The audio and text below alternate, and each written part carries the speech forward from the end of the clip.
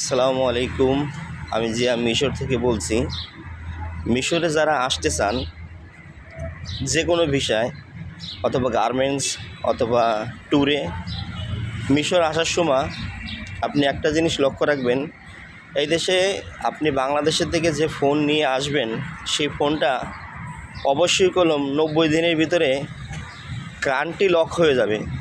তাহলে আপনার র্যাম যদি মোবাইলে বেশি থাকে তাহলে আপনার টাকাটা পরিমাণে বেশি গুনতে হবে সেই কান্ট্রি লকটা ছুটে গেলে। আর মোবাইলের র্যাম যদি কম থাকে তাহলে আপনার টাকার পরিমাণটাও কম দিতে হবে।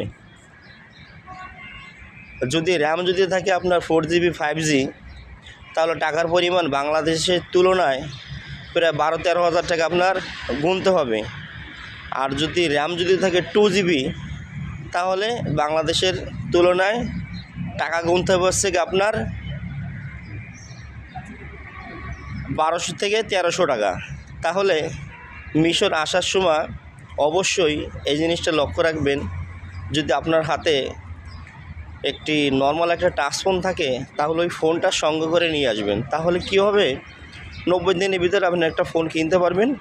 ওই মোবাইল কান্ট্রি লক হয়ে গেলে আপনার আর খোলা লাগবে না, তাহলে টাকাটা আপনার ড্যামারেজ দেওয়া লাগবে না। কথাটা যদি ভালো লাগে অবশ্যই শেয়ার করে দিবেন।